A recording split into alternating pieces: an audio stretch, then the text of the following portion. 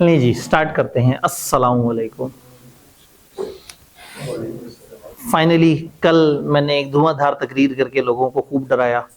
Class के बाद भी दो बच्चे जो है ना, जो गलत कम्बिनेशन बना के बैठे हुए थे, उनको कॉर्पोरेट लॉ से भगा दिया। मैंने कहा जी आप गलत उसमें आ गए हैं। तो इस सब्जेक्ट का जो है ना, सबसे बड़ा दुश्मन तो मैं हूँ। मैं बच्चों को भगा देता हूँ। असल में सब्जेक्ट भारी है, सब लेंथ काफी ज्यादा है। अकेला सब्जेक्ट उठाया हुआ तो समझ आता है, लेकिन अगेन चीजें थोड़ी सी ज्यादा डिफिकल्ट हो जाती हैं कई दफा। जब गलत कम्बिनेशन उठा लिया हो तो मजा तब आएगा। बच्चा ज्यादा सामने बैठा हुआ और वो फेल हो जाए तो वो उसमें मुझे कोई खुशी नहीं है। जितने बच्चे बैठे हैं वो शौक से पढ़ रहे हो और वो पेपर पास करने के लिए कोशिश कर रहे हो, ये चीज सबसे ज्यादा इंपॉर्टेंट है। कल के स्केड्यूल कुछ आउटलाइन याद है सिलेबस की? हमने कहा था सिलेबस में हम 3-4 एरियाज की बात करते हैं। दो बड़े एरियाज हैं, दो छोटे एरियाज हैं। एक बड़ा एरिया था 35 से 45 नंबर का, एक था 30 से 40 नंबर का। और जो दो छोटे एरियाज थे वो 10 से 15 नंबर के थे। एक 10 से 15 नंबर का एरिया था चैप्टर 8, जो कि मीडिएशन, आर्बिट्रेशन और इस तरह के मल्टीपल टॉपिक्स को डील करता था। गवर्नेंस भी है उसमें। और एक 3 चैप्टर्स थे जो बैंकिंग, जो वो हैं, जो फाइनेंशियल इंस्टीट्यूशन है ना, एनबीएफसी, बैंकिंग कंपनी और इंश्योरेंस, इन सब के इंट्रोडक्शन के जो लॉज हैं वो हमारे सिलेबस में, वो 10 से 15 नंबर का पोर्शन था। फिर मैंने आपको बताया था कि एक पोर्शन है जिसमें 17 चैप्टर्स हैं और उसकी वेटेज 35 से 45 है। और फिर एक पोर्शन जिसके अंदर कम चैप्टर्स हैं, 7-8 चैप्टर्स हैं, और उसकी वेटेज 30 से 40 है। मजबूरी ये है कि हम लोगों ने स्टार्ट करना है बड़े वाले पोर्शन से और ऑल द वे तेजी से आगे जाएंगे, और फिर आगे जाके फिर हम जो है ना, सफिशिएंट टाइम उन सारे इंपॉर्टेंट स्टैंडर्ड्स पे, जो जो जो टॉपिक्स, चीजें जरूरी हैं, हम उसके ऊपर इंशाल्लाह टाइम स्पेंड कर रहे होंगे। इस सिलसिले में सबसे पहले इस वीक, चूंकि हमारी पिछले दिन ओरिएंटेशन हुई है, तो अब हमारा जो इस वीक का टारगेट है वो बेसिक्स ऑफ कंपनीज एक्ट है। ये दो चैप्टर वो हैं जो आप लोगों ने कैफ लेवल पे समहाउ पढ़े हुए हैं, लेकिन सीए फाइनल के छोटे छोटे छोटे से एड ऑन्स उसमें होने की जरूरत है। तो आप लोगों को अगर याद हो तो वहां आपने एक चैप्टर पढ़ा हुआ था कि कंपनियां क्या होती हैं, कितनी किस्म की होती हैं, अथॉरिटीज कौन सी होती हैं, अथॉरिटीज क्या कर रही होती हैं। फिर उसके बाद आपने एक चैप्टर पढ़ा था मेमोरेंडम कैसे बनता है, आर्टिकल किस तरह से बनता है। तो ये तकरीबन 50 के करीब सेक्शन हैं कंपनीज एक्ट के, जो कि मेनली इन एरियाज को डील कर रहे हैं। तो इस वीक का हमारा टारगेट यही होगा इंशाल्लाह ताला कि हम चैप्टर नंबर 1 और 2 की बात करें। किताब चूंकि अभी बिल्कुल लास्ट वीक ही आई कि अपने फाइनल अपडेट्स बताई हैं, जिसमें कुछ लॉज में छोटी छोटी चेंज है। फिर 2 लॉज तो अदर लॉ में ऐड होने ही है, और साथ साथ क्वेश्चन बैंक भी अपडेट हो रहा है। तो जो टारगेट है कॉर्पोरेट लॉ की किताब का, मैंने शायद कल भी बताया हो, मिड जनवरी इंशाल्लाह हमारा टारगेट है, जो कि तकरीबन नेक्स्ट वीक के एंड के करीब की बात बनती है। तो तब तक हम जो भी पढ़ रहे होंगे, हम उसको हैंडआउट्स यूज कर लेंगे। यानी फिलहाल आपके पास किताब मौजूद नहीं है, लेकिन जो सामने फिजिकल यूजर्स मौजूद है उनके साथ हैंडआउट शेयर हो गए हैं। और जो क्लास ऑनलाइन में भी लेके बैठे होंगे उनको हम व्हाट्सएप ग्रुप में, जो जहां डिस्क्रिप्शन में हमारी किताब वगैरह पड़ी हुई है, वहां हम ये हैंडआउट शेयर कर देंगे टिल द टाइम जब तक हमारे किताब नहीं आ जाती। किताब आ जाएगी तो फिर आप लोग किताब को सॉफ्ट में, हार्ड में अपनी तरह से उसको कंसल्ट कर सकते हैं। तो फिर चीजें थोड़ी सी ईजी हो जाएंगी। क्या हमें सिलेबस आउटलाइन, बाकी चीजें, पिछले दिन की अप्रोच सारी क्लियर है? क्या आप तैयार हैं एक दिन में एक चैप्टर करने के लिए? अगेन ये वो चैप्टर जो आपने कैफ में पढ़ा हुआ है। तो आपको याद होगा हमने कहा था कुछ जगह हमारी स्ट्रेटेजी होगी कि हम जरा तेजी से देखेंगे, और कुछ जगह जहां पे हमने रुक के ध्यान देना होगा, टेक्निकली उसको माइंड मैपिंग करनी होगी, वहां हम रुक के चीजों को लेके चलेंगे। तो कहानी शुरू करें। जो फर्स्ट हमारा टारगेट है, जो कंपनी लॉ की जो बेसिक्स बताते हैं, 2 चैप्टर, उनमें से पहला chapter introduction to company law और कंपनीज। कहानी ऑब्वियसली जब स्टार्ट होती है, जब कंपनी लॉ को हम पढ़ना शुरू करते हैं, इस पोर्शन में जो मेन बेस लॉ है वो कंपनी लॉ है। कंपनी लॉ स्टार्ट होता है सेक्शन नंबर 1 से, और बड़े कम लोग ये जानते हैं कि सेक्शन 1 में कंपनी लॉ को कैसे मुखातिब किया गया है। आप कंपनीज एक्ट खोलते हैं और सबसे पहले सेक्शन का पहला जुमला पढ़ते हैं, वो कहते हैं this act may be called companies act. यानी पहले ही जुमले में इंतहाई कंफ्यूजन का इजहार किया। This act may called companies act, और ये पूरे पाकिस्तान पे फैला हुआ है। तो जो पहला सेक्शन है उसने आते साथ ही एक अजीब सा लफ्ज हमें बता दिया कि शायद हो सके तो आप चाहें तो इस एक्ट को कंपनीज एक्ट कह सकते हैं। क्या इसमें का यही मतलब है? अब यहाँ पे प्रॉब्लम आ जाता है, कानून को जब हम पढ़ रहे होते हैं तो कानूनी जुबान समझनी बड़ी जरूरी होती है। क्योंकि आपके सिलेबस में बीएड लॉ है तो आपको लॉ के साथ थोड़ी सी दोस्ती करनी होगी।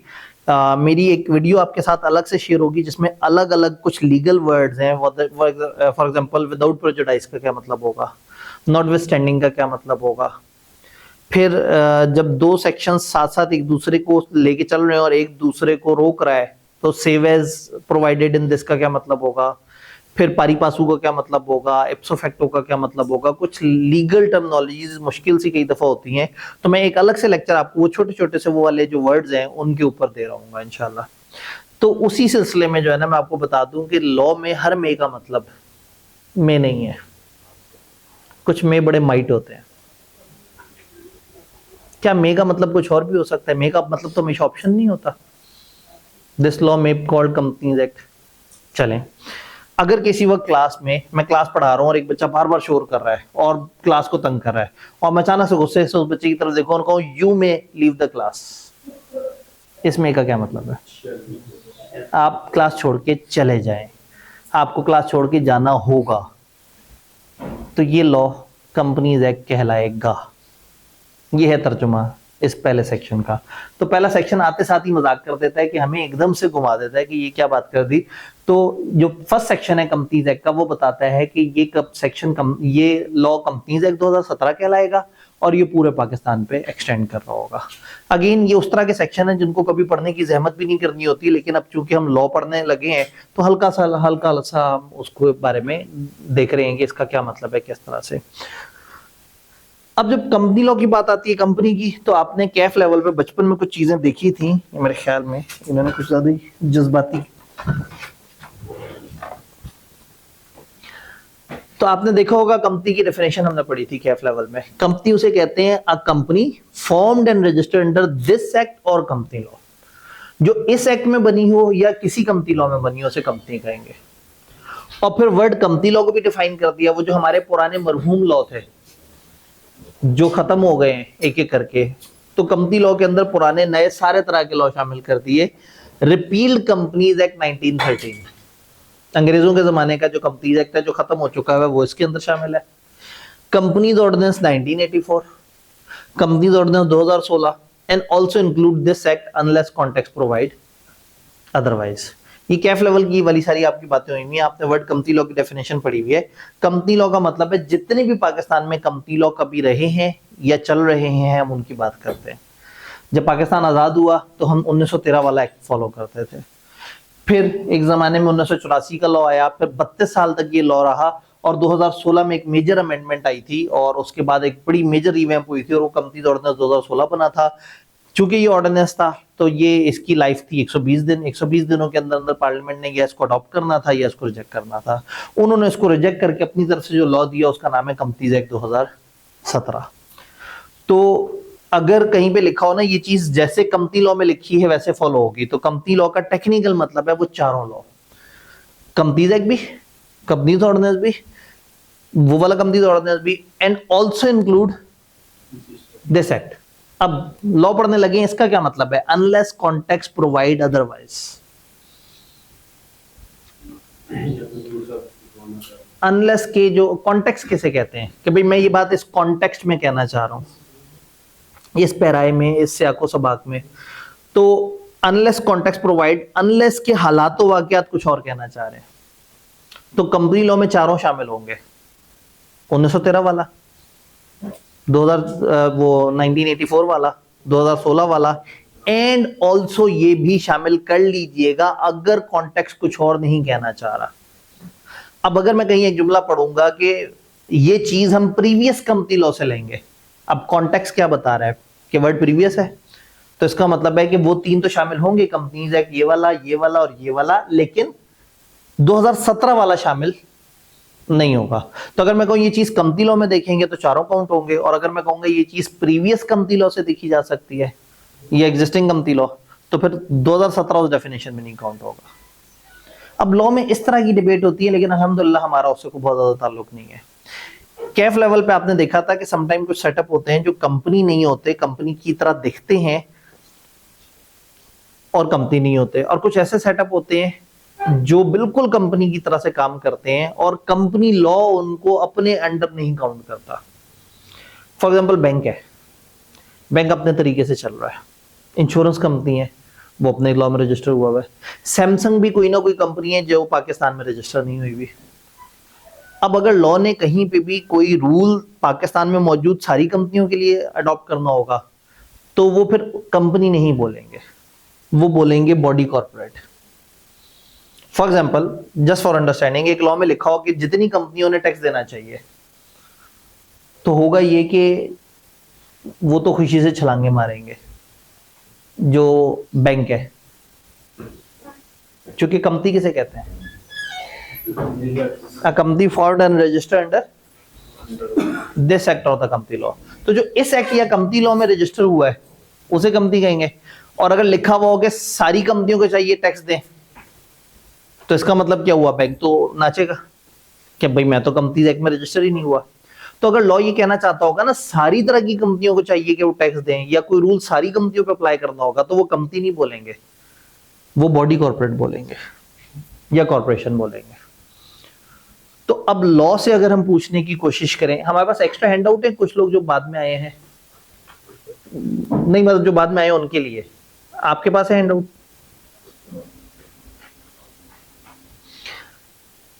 तो बॉडी कॉर्पोरेट किसे कहेंगे? All the type of companies, 3 तरह की कंपनियां इसमें शामिल होंगी। पता है अब वो पैनिक नहीं है जो कैफ में होता था। एक चीज पढ़ने के बाद ना तकलीफ होती थी, ओहो रटा मारना पड़ेगा ऐसे। अब रटा नहीं मारना, अब चीजों को समझ के करना है। जब समझा हुआ होगा तो पेपर में हमारे लिए किसी भी सेक्शन को जाके ट्रेस करना है, किसी भी डेफिनेशन को जाके पढ़ना तो बहुत आसान है। तो अब सिर्फ हमने मतलब देखने हैं। तो बॉडी कॉर्पोरेट 3 तरह की कंपनियों को कहेंगे। कौन कौन सी? A company incorporated under this act और कंपनी लॉ। इस एक्ट या कंपनी लॉ में जो चीज आई है वो भी बॉडी कॉर्पोरेट है।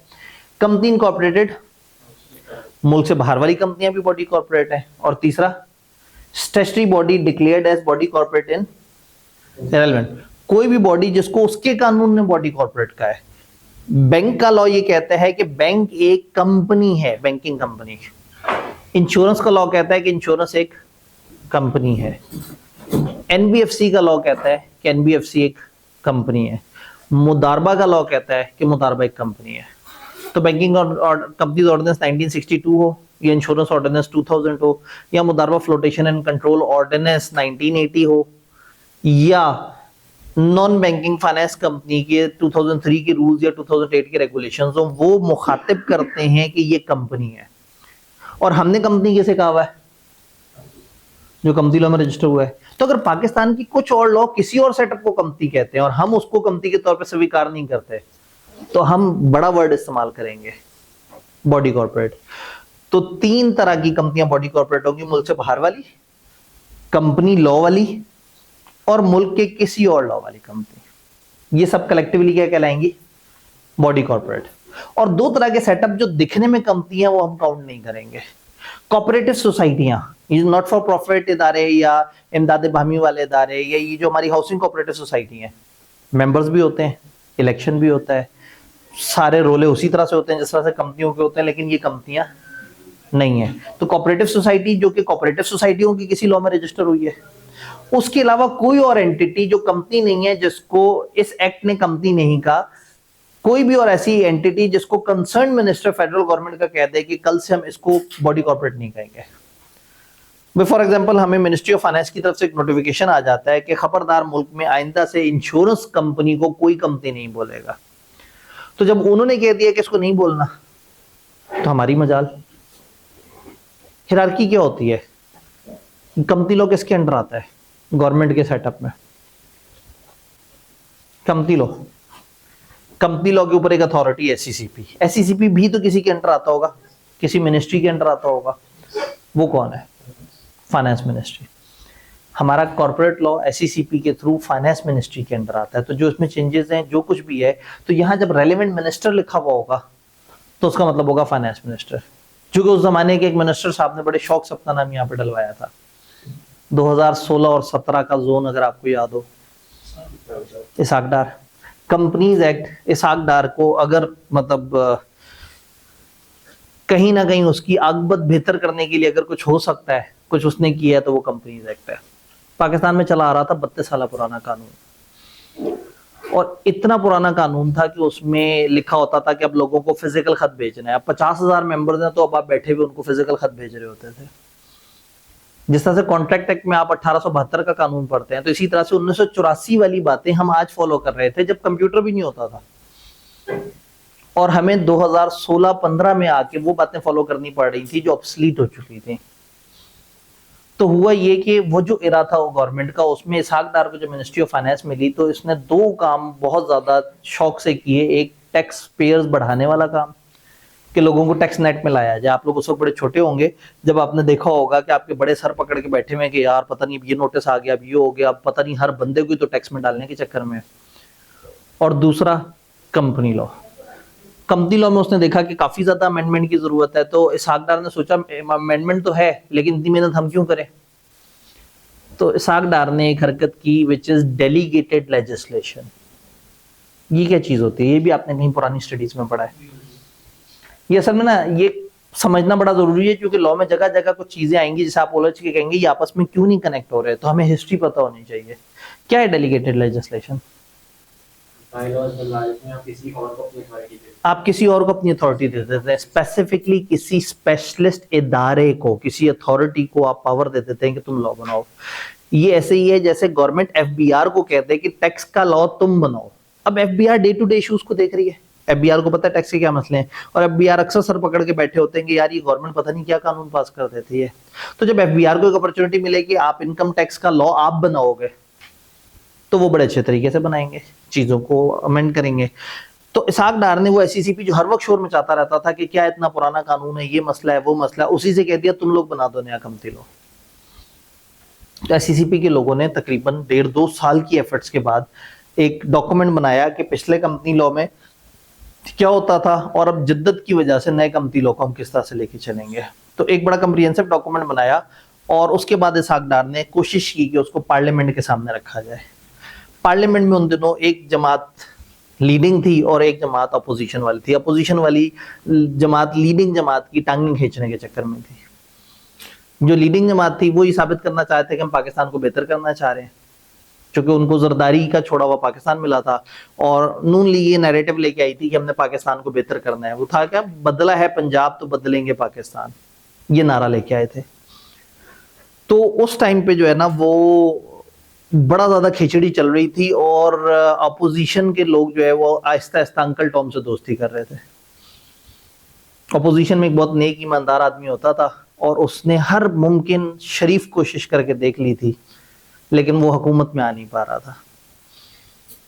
तो उसको कुछ सियानों ने बताया कि पाकिस्तान में हुकूमत में आने का एक चोर रास्ता भी है। ठीक है, तुमने ईमानदारी से कोशिश कर ली, तुम ज्यादा से ज्यादा थोड़ी सी सीटें निकाल पाते हो, मुश्किल से एक आध सूबे तक पहुंच पाते हो, और तुम्हारी अंकल टॉम से दोस्ती करवाई जाए, फिर पूरा पाकिस्तान तुम्हें मिल सकता है। हमारा शरीफ मासूम लीडर था, बातों में आ गया और अंकल टॉम से दोस्ती हो गई। अब जब अंकल टॉम से दोस्ती हो गई तो अब इसहाक डार की हालत खराब। उसने कहा हमारी जमात तो फारिग होने वाली है, क्योंकि इनकी जमात आहिस्ता आहिस्ता अंकल टॉम से थोड़ी सी खलिश पड़ना शुरू हो गई थी। तो अंकल टॉम यही देखते हैं कि जो मेरे साथ एंड तक चलता रहेगा वही चलता रहेगा।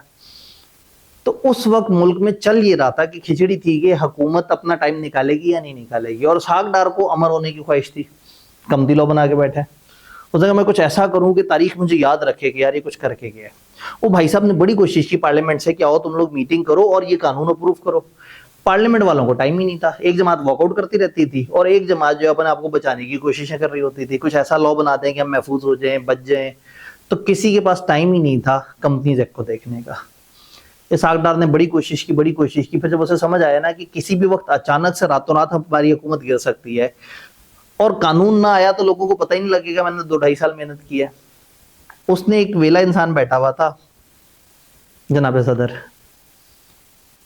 उसको जाके कहा यार फारिग ही बैठे रहते हो, एक डॉक्यूमेंट ही साइन कर दो। उसने कहा ये क्या है? तो इसहाक डार ने कहा होगा कि पहले कभी पढ़ के साइन किया है, सदर हो ना, साइन करो, ऑर्डिनेंस जारी करना है। तो सदर ने भरोसा किया होगा इसहाक डार पे कि जो लिखा हुआ है वो सही लिखा हुआ है, साइन कर दिए। इसहाक डार ने अगले दिन अनाउंस कर दिया कि ऑर्डिनेंस आ गया। अब थरथली मच गई, कि ये कैसे हो सकता है। अच्छा, किसी को कानो कान आइडिया ही नहीं था कि ये बैकएंड पे इतना काम करके बैठा हुआ था। इसकी अपनी जमात वाले परेशान हो गए, यार खुदा का खौफ करो, जलील करा रहे हो। पार्लियामेंट जिंदा है, पार्लियामेंट चल रही है, पार्लियामेंट के होते हुए ऑर्डिनेंस की क्या जरूरत थी। मैंने कहा जी आप लोग मीटिंग में आते ही नहीं थे, आप लोग करते ही नहीं थे। अब जब ऑर्डिनेंस आ जाए तो प्रॉब्लम ये होती है कि अगर ऑर्डिनेंस को एज इट इज अप्रूव कर दें तो वो ऑर्डिनेंस जिंदा रहेगा। जैसे इनकम टैक्स ऑर्डिनेंस आज भी चल रहा है और 1984 वाला ऑर्डिनेंस भी चला ही आ रहा था। और अगर ये ऐसे ही हो गया तो रहती दुनिया ने आके लानते बेचनी है गवर्नमेंट पे कि यार गवर्नमेंट, चलती गवर्नमेंट के होते हुए ऑर्डिनेंस लाने की जरूरत पड़ गई। तो अपने भी परेशान और अपोजिशन भी परेशान। और नैरेटिव बड़ा अच्छा था कि जी ऑपोजिशन में काम ही नहीं करने दे रही, ये लोग इकट्ठे होते ही नहीं कानून अप्रूव करने के लिए, हमें सदर से अप्रूव करवाना पड़ेगा। तब सब लोगों को अपनी बका की पड़ गई। तो सब सर जोड़ के बैठे, ऑपोजिशन और गवर्नमेंट एक पेज पे इकट्ठे हुए। उन्होंने कहा यार इस जलालत को तो हटाए ना, कंपनीज एक्ट नया लेके आते हैं। अब मेहनत कौन करे, 120 दिन का टाइम है, पढ़े कौन। और पिछला बनाया हुआ है सीसीपी ने ऐसा बेहतरीन खूबसूरत वर्जन। किसी ने बताया कि एससीसीपी के पास ना एक एक्सेल की फाइल है, उसमें एक तरफ लिखा हुआ है पुराने सेक्शन और एक तरफ लिखे हुए नए सेक्शन। पुराने सेक्शन के साथ पुराना सेक्शन नंबर लिखा हुआ है, नए सेक्शन के साथ नए सेक्शन नंबर। अगर वो फाइल मिल जाए ना तो हम भी अपना नया लॉ लेके आ सकते हैं। शुक्र उस वक्त एआई नहीं था, नदी उठा के उस पर डालते चैट जीपीटी पे और कहते हैं कि 80% सेम रखो और 20% ऐसा गोल गोल घुमा दो कि पता ही ना लगे। वो तो फिर पता नहीं पाकिस्तान के साथ क्या होता। शुक्र है एआई उस वक्त इतना ज्यादा कॉमन नहीं था। ये जो मैं आपको स्टोरी बता रहा हूँ तकरीबन 90% सच्ची है, क्योंकि मैंने वो एक्सेल की फाइल खुद देखी है। उसके अंदर एंट्रियां करने में अल्लाह का शुक्र है, ये जो नया कंपनीज एक्ट आया था उसमें 117 एंट्रियां मैंने सजेस्ट की थी, 117 सेक्शंस के अंदर की जो अल्फाज हैं और उसमें जो चेंजेस हैं। एक बड़ा लंबा एससीसीपी को काम मिला था, तो एससीसीपी में भी एक दो ऐसे लोग थे जो बहुत शौक से काम करना चाहते थे। उन्होंने जब रिसर्च की कि कॉर्पोरेट लॉ में पाकिस्तान में कौन कौन स्पेशलिस्ट हैं, तो कहीं ना कहीं उनको किसी ने हमारी जो है ना वो दे दी, सुपारी दे दी ये जो है ना ये इसको उठा लो बंदे को। तो बहरहाल इसलिए उस प्रोसेस में काफी अंदर होके मुझे उस वक्त ना पहली दफा उलझन हुई कि यार ये जिसको मैं अपोजिशन कह रहा हूँ मैंने उसको बड़े शौक से वोट दिया हुआ था, और वो सिर्फ इस वक्त क्रेडिट नहीं देना चाह रहे थे और एक अच्छे लॉ को लाने नहीं दे रहे थे। अच्छा जी, अब लॉ बदले कैसे। अब ऑर्डिनेंस को एक्ट बनाने के लिए उसमें मेजर चेंज करनी पड़ेगी। एक्सेल की फाइल पकड़ी, शफल कर दिया। सबसे पहले जो सेक्शन किसी सेक्शन के बाद आना चाहिए था, एक सेक्शन लिखा हुआ है कि ये इस तरह की चीज है और फोर्थ कमिंग इसके ऊपर कुछ बातें हैं। अब वो फोर्थ कमिंग वाला सेक्शन पता नहीं कहाँ है, वो चला गया इससे पहले। अब पहले वो बातें होंगी, फिर 15-16 सेक्शन बाद अचानक से एक सेक्शन आएगा। पहले तो उसमें से कुछ सेक्शन शफल कर दिए, मजा नहीं आया, कुछ सेक्शन डिलीट कर दिया। जब डिलीट हो गया, एक लॉ में वो चीज थी और दूसरे में नहीं है, तो मेजर चेंज तो हो गई। कुछ रिवर्स कर दिया, जो पहले हुआ करता था उसी को वो एक सेल में पुराना एक में नया वाला, पुराने वाले को उठा के नए वाले पे पेस्ट कर दिया।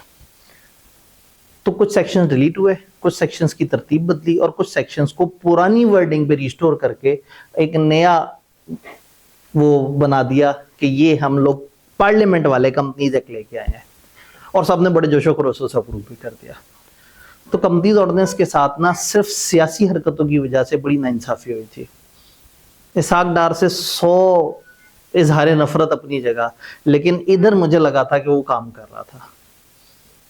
तो प्रॉब्लम यही है कि निज़ाम ऐसा है कि जो काम करना भी शुरू करे तो कहीं ना कहीं आपस में ही सारे लोग खराब हो जाते हैं। तो इसीलिए कंपनीज ऑर्डिनेंस 2016 के फौरन बाद एक नया लॉ आया था, कंपनीज एक्ट 2017, जिसमें काफी ज्यादा चेंजेस थी। इसलिए नहीं कि उस पर लोगों ने गौर फिक्र किया, इसलिए कि लोगों ने कबाड़ा कर दिया और फिर वो एक नई चीज इस तरह से करके आ गई। तो बताने का मकसद ये था कि इस लॉ में कुछ चीजें आपको बहुत नजर आएंगी। अक्सर जगह लिखा होगा ये मिनिस्टर बताएगा इसके बारे में। अब इसहाक डार भाई जब लॉ ऐड करवा रहे थे तो जगह जगह अपने आप को भी बीच में इन कर दिया।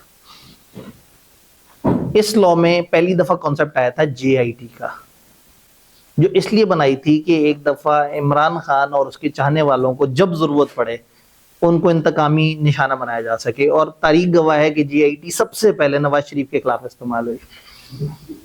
वो जो जीआईटी का था ना कि वो हो तश्कील दिया जाए, जो जॉइंट इन्वेस्टिगेशन टीम हो, उसमें उधर से, अब पता नहीं आप लोग उस टाइम पे कितना ज्यादा, चूंकि वो आजकल के लोगों से स्टैट शेयर करें तो वो कहते हैं नहीं सर टिकटॉक की वीडियो में तो कुछ और तरह से था, तो पता नहीं आप लोग कितना जानते हैं, लेकिन जीआईटी जो है वो एक जॉइंट इन्वेस्टिगेशन टीम का कॉन्सेप्ट था जिसमें कुछ लॉ के बंदे आए, कुछ इधर उधर से आए, कुछ अदालत की तरफ से आए और मिलकर इन्वेस्टिगेशन हो। तो ये कॉन्सेप्ट दिया था इसहाक डार ने फांसने के लिए इमरान खान और उसके चाहने वालों को, और सबसे पहले उन सेक्शन में आके खुद इसहाक डार और नवाज शरीफ पकड़े गए।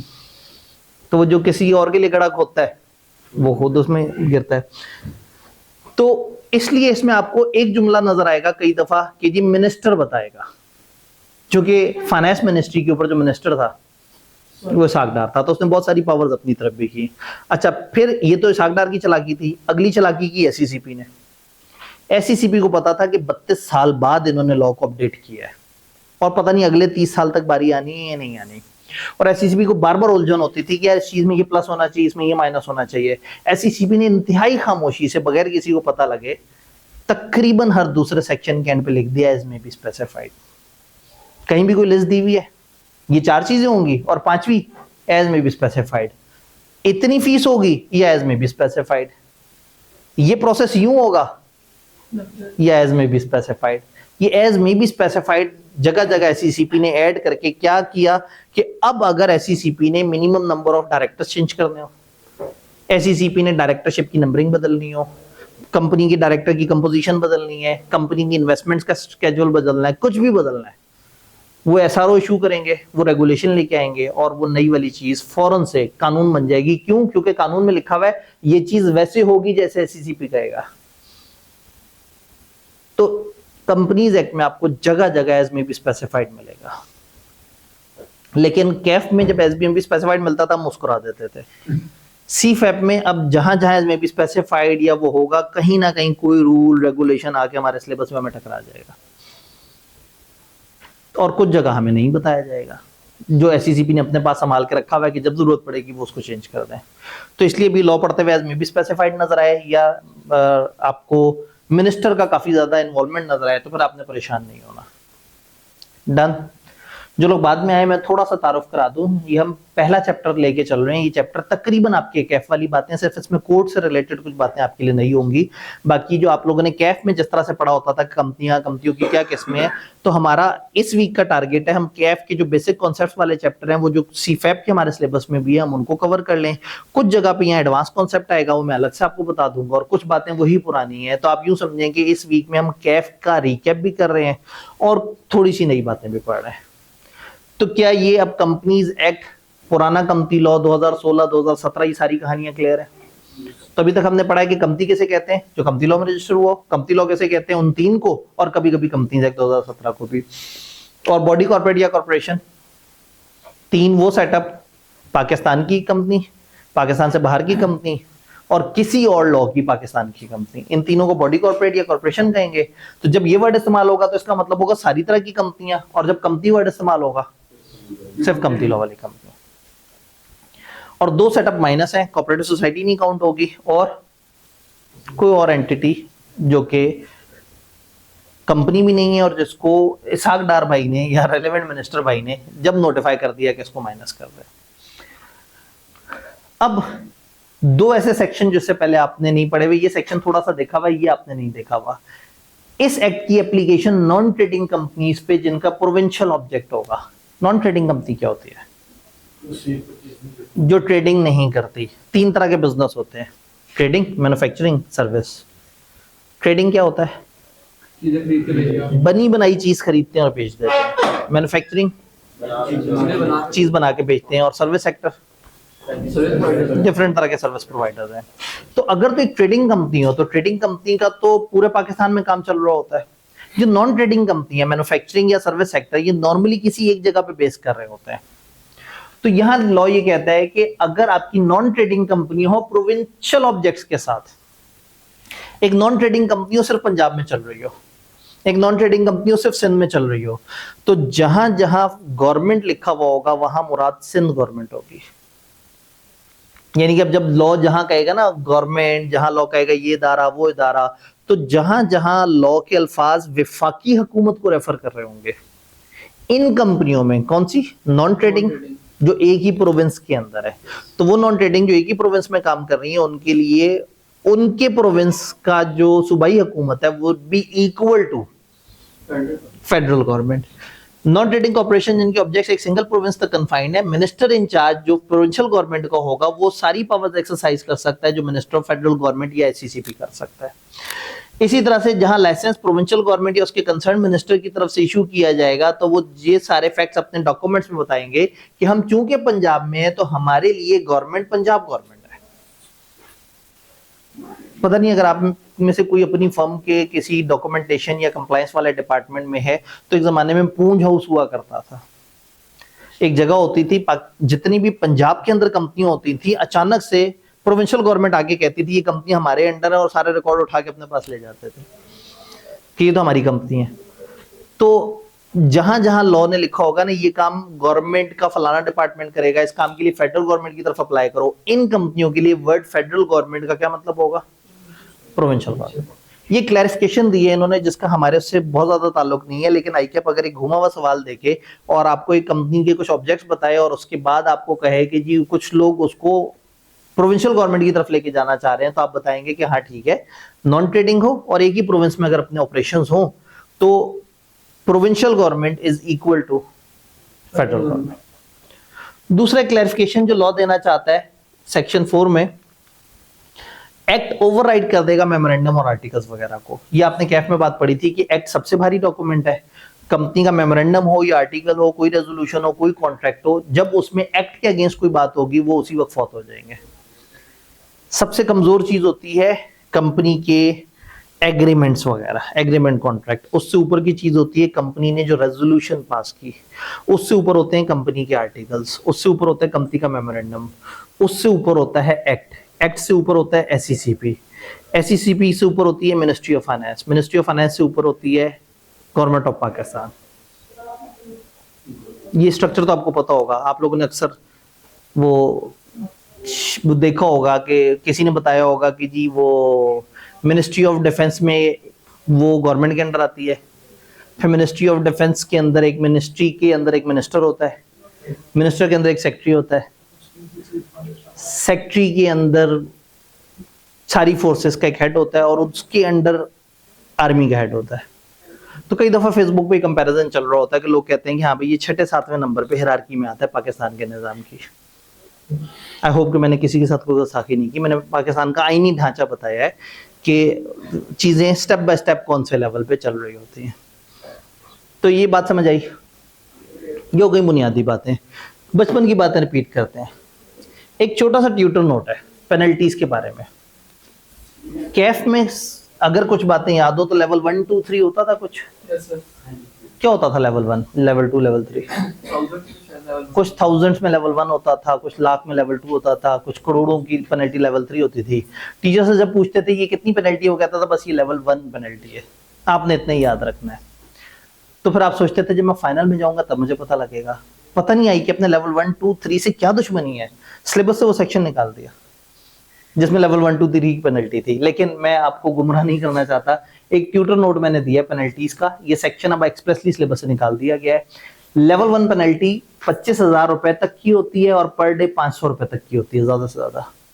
लेवल 2 पेनल्टी 5 लाख तक की होती है और पर डे 1000 तक की।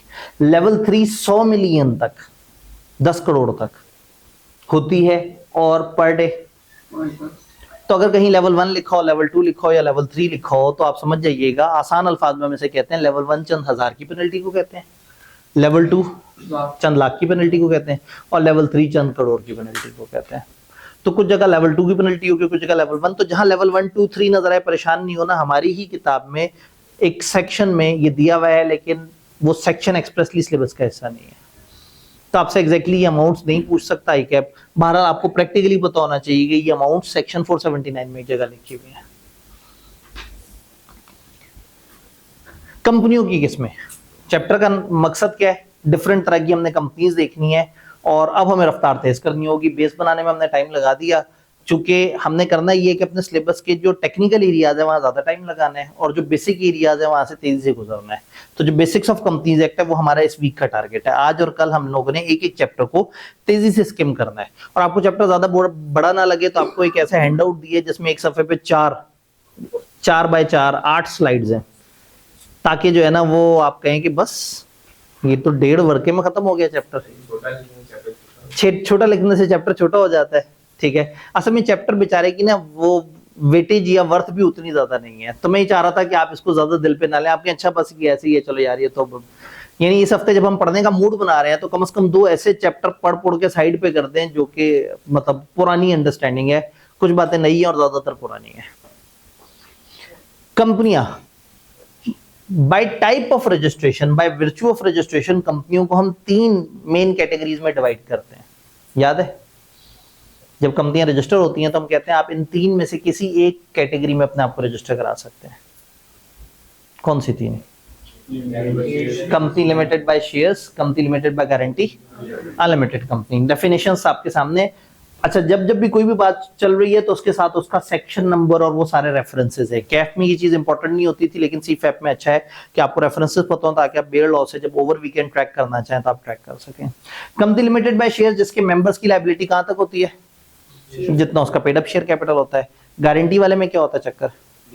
मेंबर्स ने गारंटी की अमाउंट दी हुई होती है, इस कंपनी में शेयर कैपिटल हो भी सकते हैं, नहीं भी। और अनलिमिटेड कंपनी क्या होती थी? जिसमें अनलिमिटेड। और क्यों बनाते हैं कोई अनलिमिटेड कंपनी? कोई वजह ही नहीं है। आप जब कंपनी लॉ में आए हैं तो क्यों बनानी है अनलिमिटेड कंपनी? तो हर कोई शौक से या कंपनी लिमिटेड बाय शेयर बनाएगा या गारंटी बनाएगा। किसी को मजबूर कर दिया जाएगा तो उसे अनलिमिटेड कंपनी बनानी पड़ेगी, वो किसी सेंसिटिव मामले में। फॉर एग्जांपल ये जो आपकी यूटिलिटीज की कंपनीज है, अगर कोई प्राइवेट कंपनी यूटिलिटी का बिजनेस शुरू करती है तो गवर्नमेंट कहती है आप अनलिमिटेड लायबिलिटी रखो। बलूचिस्तान में कोई सोना निकालने पहुंच जाता है कोई कंपनी, तो उसे कहते हैं तुम्हारी अनलिमिटेड लायबिलिटी होनी चाहिए। कोई नेटवर्क मार्केटिंग की कंपनी बना के और अचानक से हजारों लाखों बंदों तक उसका नेटवर्क चला जाए, उसको गवर्नमेंट कहती है अनलिमिटेड कंपनी बनाओ। जहां गवर्नमेंट को डर होता है ना कि ये कंपनी फ्रॉड करके भाग जाएगी और जब हम इसे पकड़ेंगे तो कहेंगे हम तो लिमिटेड थे, ये 15 करोड़ पकड़े, हम जा रहे हैं। तो गवर्नमेंट ने एक पावर अपने पास रखी है कि जब गवर्नमेंट किसी को कह देगी कि आप अनलिमिटेड कंपनी बन जाओ तो उस कंपनी को वाली बात माननी पड़ेगी। तो ये कंपनी शौक से कोई नहीं बनाता, ये गवर्नमेंट फोर्स करती है। कंपनी लिमिटेड बाय शेयर्स 90% 95% ज्यादा कंपनियां यही होती हैं। लिमिटेड बाय गारंटी क्यों बनाते होंगे लोग?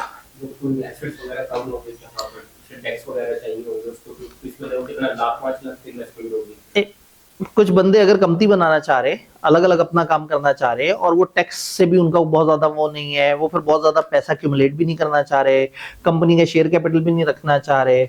मशहूर जमाना ये स्पोर्ट्स एंड फिटनेस क्लब्स होते हैं, ज्यादातर गारंटी लिमिटेड होते हैं। स्टॉक एक्सचेंज बड़े अरसे तक गारंटी लिमिटेड कंपनी होती थी, उन मेंबर्स की जो ब्रोकर्स होते थे। ओवरऑल कंपनी में कोई पैसा नहीं डाल रहा था, हर बंदे ने गारंटी दी हुई थी कि अगर ये कंपनी डूब गई तो मैं इतने रुपए देने का पाबंद दूंगा। आपको सुन के हैरत होगी, 1000 रुपए गारंटी दी हुई थी। पुराने जमाने की पुरानी बात है, आहिस्ता आहिस्ता वो सारी चीजें चेंज होती गई। तो गारंटी लिमिटेड कंपनी में मेंबर्स एक गारंटी दे देते हैं कि अगर कंपनी डूब रही होगी तो हम ज्यादा से ज्यादा इस अमाउंट तक पाबंद होंगे। कंपनी लिमिटेड बाय गारंटी के बारे में 2 छोटी छोटी सी बातें जो हमने कैफ लेवल पे नहीं पढ़ी थी। कंपनी लिमिटेड बाय गारंटी में शेयर कैपिटल अगर चाहे तो हो सकता है कोई भी ऐसी प्रोविजन जो मेमोरेंडम में लिखी हो, आर्टिकल में लिखी हो, किसी भी तरीके से जिससे आप अपनी अंडरटेकिंग को, अपने बिजनेस को डिवाइड कर रहे हैं कुछ हिस्सों में। एक गारंटी लिमिटेड कंपनी है, अगर guarantee limited company not having share capital हो तो हर बंदा कितना शेयर होल्डर होगा? Guarantee limited company not having share capital हो, किसी के पास कोई शेयर नहीं है, तो बस सब बराबर हो जाएंगे। तो जब वोटिंग होगी तो शो ऑफ हैंड होगा, सबके सब बराबर होंगे। तो गारंटी लिमिटेड कंपनी में जब भी प्रॉफिट आएगा इन सब में बराबर तकसीम होगा, अगर नॉट हैविंग शेयर कैपिटल है। और अगर हैविंग शेयर कैपिटल है तो जो शेयर्स हो उस रेशो में। तो guarantee limited company not having share capital है, और आप अपने आर्टिकल्स में लिख दें कि ये guarantee limited company not having share capital है और ये 20% मिस्टर बजाज की है, 10% मिस्टर गुप्ता की है और 60% मिस पराना की है। तो ये जो हरकत है टेक्निकली ये क्या है? डिवीजन कर दिया आपने। तो उन्होंने कहा कोई भी प्रोविजन मेमोरेंडम या आर्टिकल में या किसी भी रेजोल्यूशन में जिसमें आप डिवाइड कर देंगे अंडरटेकिंग को इनटू शेयर्स या interest, shall be treated as provision for। अगर आपने इस तरह का कोई जुमला इंट्रोड्यूस कर दिया तो हम कहेंगे बस अब तुम लोग नॉट हैविंग शेयर कैपिटल नहीं हो, तुम लोगों ने खुद अपनी कंपनी को हिस्सों में डिवाइड कर दिया है। तो अगर आप इस तरह की कोई भी चालाकी करेंगे तो कंपनी लॉ ने कहा है कि हम इसको provision for share capital count करेंगे। ये बात ध्यान में रहेगी। दूसरा, company limited by guarantee not having share capital, अगर कोई ऐसी प्रोविजन डालेंगे जिसमें अदर देन मेंबर किसी और बंदे को कंपनी का प्रॉफिट मिल रहा होगा, वो मना है। डिविजिबल प्रॉफिट सिर्फ मेंबर्स को डिविडेंड के तौर पे मिलेगा, मेंबर्स के अलावा किसी और को इस कंपनी का प्रॉफिट देना अलाउड नहीं है। तो ये दो स्पेशल बातें हमारे लॉ ने गारंटी लिमिटेड कंपनी के बारे में बताई हैं, जो इससे पहले हमने कैफ में नहीं पढ़ी थी। एक बात ये है कि आप कंपनी को अगर कुछ हिस्सों में डिवाइड करेंगे तो ऑटोमेटिकली ये प्रोविजन फॉर शेयर कैपिटल मानी जाएगी। और दूसरा, प्रॉफिट आपने सिर्फ मेंबर्स को देना है, मेंबर्स के अलावा किसी को नहीं देना। तो अगेन सेक्शन रेफरेंस साथ साथ मौजूद होता है ताकि आप बाद में उसको ट्रैक करना चाहें तो कर लें। यहां तक बात समझ आ रही है? तो टाइप ऑफ लायबिलिटी के हिसाब से कंपनियों की तीन categories, limited by share, guarantee, unlimited. हम कैफ वाली बातें ही रिपीट कर रहे हैं जी। ये भी तो था कि जो कंपनी की लिमिटेड बाय शेयर होती थी उसका मेमोरेंडम में एक शेयर कैपिटल क्लॉज होता था। जी बिल्कुल। जब ये गारंटी वाली कंपनी ऐसे करेगी कि शेयर्स रेजिस्टर करेगी तो इसको भी कोई क्लॉज है? जी बिल्कुल, ये बिल्कुल सही कह रहे हैं कि गारंटी लिमिटेड कंपनी के मेमोरेंडम में अगर वो हैविंग शेयर कैपिटल होती थी तो ऑथराइज शेयर कैपिटल क्लॉज आता था, अगर नॉट हैविंग शेयर कैपिटल होती थी तो वहां क्लॉज नहीं आती थी। तो जैसे ही ये वाली चीज होगी तो ऑटोमेटिकली प्रिज्यूम कर लिया जाएगा कि ये शेयर कैपिटल वो कर रहे हैं, चाहे नॉमिनल अमाउंट बताई है या नहीं बताई, हम मान लेंगे कि शेयर कैपिटल आ गया तो फिर ऑटोमेटिकली उनको अगली दफा नोटिस इशू हो जाएगा कि जी आप लोगों की क्लॉज पूरी नहीं है, आप अपनी ऑथराइज शेयर कैपिटल दिखाएं। तो फिर कंपनी बैठे बैठे मुजरिम बन जाएगी कि जी आप हैविंग शेयर कैपिटल और आप हैविंग शेयर कैपिटल को कंप्लाई नहीं कर रहे। सिर्फ इतना ही नहीं, बहुत सारे फॉर्म्स होते हैं जो नॉट हैविंग शेयर कैपिटल के अलग होते हैं, हैविंग शेयर कैपिटल के अलग होते हैं। इनके ऊपर वाजिब हो जाएगा कि अब आपको हैविंग शेयर कैपिटल वाली सारी बातें फॉलो करनी होगी। डन जी। वो भी तो अपने divisible income file share holder को ये क्लॉज क्यों है? जी, अब कंपनी जो हैविंग शेयर कैपिटल है वो तो अपने प्रॉफिट सिर्फ मेंबर्स को देते हैं। इन्होंने कहा समटाइम एम्प्लॉइज के साथ प्रॉफिट शेयर करने की ऑप्शन भी मौजूद होती है। फिर होता ये है कि गारंटी लिमिटेड कंपनी में चंद डिफाइंड मेंबर्स होते हैं, यही होते हैं। कंपनी में क्या होता है, आप अचानक से स्टॉक ऑप्शन स्कीम निकाल देते हैं, उसमें कुछ और लोगों को भी आप मेंबर बना के ले आते हैं। तो कंपनी, सादा कंपनी को ये इजाजत है कि वो अपने प्रॉफिट्स का हिस्सा किसी को दे सकते हैं। फॉर एग्जांपल, आप एक मुदारबा एक बैंक से, एक इस्लामिक बैंक से लोन लें, वो कहेंगे जी मुझे आप क्या देंगे इस लोन के बदले, तो आप कहेंगे हम अपने डिविजिबल प्रॉफिट्स का 20% तुम्हें देंगे। तो सादा कंपनी ऐसा कर सकती है, ये नहीं कर सकते। ये अपने प्रॉफिट्स का हिस्सा सिर्फ उन्हीं डेफिनेट मेंबर्स को देंगे, किसी और को नहीं देंगे। असल में होता क्या है, लोग इस तरह से कंपनी बनाते हैं और उसका फायदा किसी XYZ को पहुंचा रहे होते हैं। तो गवर्नमेंट वो चोर रास्ता बंद करना चाह रही है कि अगर आप हो ही गारंटी लिमिटेड, शेयर कैपिटल भी कोई नहीं डाला हुआ, तो इस सेटअप से जो प्रॉफिट आएगा वो मेंबर्स के पास जाएगा और किसी के पास नहीं जाएगा। क्लियर? दूसरी तरह की कैटेगरी, पब्लिक इन्वॉल्वमेंट। पब्लिक आपकी कंपनी में कितनी आएगी उस हिसाब से कंपनियां दो कैटेगरीज की होती हैं, पब्लिक और प्राइवेट। याद है? पब्लिक के अंदर दो मशहूर कंपनियां क्या होती हैं, लिस्टेड, अनलिस्टेड। ये बताने की जरूरत तो नहीं। जो प्राइवेट कंपनियां अगर आप याद करें तो उसमें 3 रिस्ट्रिक्शंस होती थी, आपने कैफ में पढ़ा था। क्या 3 रिस्ट्रिक्शंस होती थी? मेंबर्स 50 के अंदर होंगे, शेयर ट्रांसफर करने पे प्रोहिबिशन होगी, रुकावट होगी, कोई रिस्ट्रिक्शन होगी, और पैसा इनवाइट नहीं कर सकते, लोगों को बुला नहीं सकते कि आओ हमारी कंपनी में इन्वेस्ट करो। शेयर कैपिटल इशू करने के लिए लोगों को ये नहीं कह सकते कि आए जी आपने हमारी कंपनी में, हमारे डिबेंचर्स में, हमारे शेयर्स में, हमारी चीजों में इन्वेस्ट करना है। तो जिस कंपनी में तीनों रिस्ट्रिक्शन होंगी वो प्राइवेट कंपनी बन जाएगी, और जिसमें एक भी रिस्ट्रिक्शन मिस हो गई वो पब्लिक बन जाएगी, जो कि पब्लिक कंपनी की डेफिनेशन है company which is not a private. फिर प्राइवेट कंपनी की एक मशहूर किस्म सिंगल मेंबर कंपनी, एक अकेला बंदा सारी कंपनी का मालिक होता है। इन चीजों को तो रिपीट करने की जरूरत नहीं है। फिर कैफ लेवल में आपने कॉन्सेप्ट पढ़ा था होल्डिंग और सब्सिडरी कंपनी। एक कंपनी दूसरे की होल्डिंग किस किस तरीके से हो सकती है? शेयर्स। एक कंपनी दूसरे के आधे से ज्यादा शेयर्स हासिल कर ले तो वो होल्डिंग बन जाएगी, और जो नीचे वाली कंपनी है सब्सिडरी बन जाएगी। और कोई तरीका? डायरेक्टर्स को अपॉइंट या रिमूव करने का इख्तियार आ जाए, ज्यादा से ज्यादा डायरेक्टर्स को अपॉइंट या रिमूव करने का इख्तियार अगर आ जाए तो इसे हम कहते हैं we are holding the composition of board of directors. Board of director की कंपोजिशन को अगर हम कंट्रोल कर सकते हैं तो हम होल्डिंग बन जाएंगे और वो सब्सिडरी। जैसे इत्तेसलात की मशहूर जमाना एग्जांपल है कि उस कंपनी को पाकिस्तान में पीटीसीएल के डायरेक्टर्स का कंट्रोल दिया गया था एक जमाने में। गवर्नमेंट पीटीसीएल को प्राइवेटाइज करने के चक्कर में थी और अचानक से मामला पब्लिक में आ गया। जिस तरह से अभी ये पीआईए का मामला पब्लिक में आया था ना कि वो 10 अरब की बोली लगी है खाली, तो इन्होंने कहा ऐसे नहीं, अब हम घुमा फिर आके और फिर दोबारा 10 अरब में बेचेंगे। लेकिन इतने खूबसूरत तरीके से बेचा कि अब जो है वो जो भी पूछे उसे कहते हैं वो देखो वो होल्डिंग कंपनी के पास हमने एसेट बेच दिए, वो इस तरह से कर दिया। तो उस वक्त भी ये हो रहा था कि पीआईए की जो वो उसकी पीटीसीएल की प्राइवेटाइजेशन टाइप का प्लान था और इत्तेसलात से ये वादा किया हुआ था कि जी हम आपको पीटीसीएल आपकी सब्सिडरी बना देंगे। मामला मीडिया पे उठ गया, तो मीडिया पे आके लोगों ने शोर मचाया, तो गवर्नमेंट के कुछ मिनिस्टर्स ने प्रेस कॉन्फ्रेंस की और प्रेस कॉन्फ्रेंस करके कहा कि पता नहीं लोग इतने जाहिल क्यों हैं हमारे मुल्क के, उन्हें पता ही नहीं है। लोग कह रहे हैं कि हमने इत्तेसलात को होल्डिंग कंपनी बना दिया पीटीसीएल की। अब बताएं पीटीसीएल की होल्डिंग कंपनी बनाने के लिए क्या करना होगा इत्तेसलात को? अब सामने भी लोग बगैर कंपनी लो पड़े बैठे थे, उन्होंने कहा जी शेयर्स खरीदने होंगे। देखिए आज का स्ट्रक्चर है, इतने परसेंट 68 या 66% शेयर्स तो आज भी गवर्नमेंट ऑफ पंजाब पाकिस्तान के पास है। तो पीटीसीएल कैसे इत्तेसलात के अंडर हो गया? लोगों जलील कर घुर के प्रेस कॉन्फ्रेंस खत्म कर दी। इत्तेसलात वालों ने भी प्रेस कॉन्फ्रेंस देखी, उन्होंने कहा भाई हमसे वादा किया था, तुमने अपनी आवाम को ठंडा करने के चक्कर में हमें उड़ा दिया। उन्होंने कहा नहीं, आपसे शेयर्स देने का वादा तो नहीं किया था, आपको होल्डिंग बनाना था ना, सारा कंट्रोल आपका, 100% डायरेक्टर्स आप अपॉइंट करेंगे। तो इत्तेसलात को पीटीसीएल के 100% डायरेक्टर्स को कंट्रोल करने का इख्तियार दे दिया। तो इत्तेसलात डायरेक्टर्स अपॉइंट करता था, वही उनकी रिमूवल दिखता था, तो बोर्ड ऑफ डायरेक्टर्स का सारा कंट्रोल दे दिया इत्तेसलात को, वो भी होल्डिंग बन गया। और गवर्नमेंट ऑफ पाकिस्तान के पास शेयर होल्डिंग आ गई आधे से ज्यादा, वो भी होल्डिंग बन गए। ऐसी होल्डिंग को हम पब्लिक सेक्टर कंपनी कहते हैं।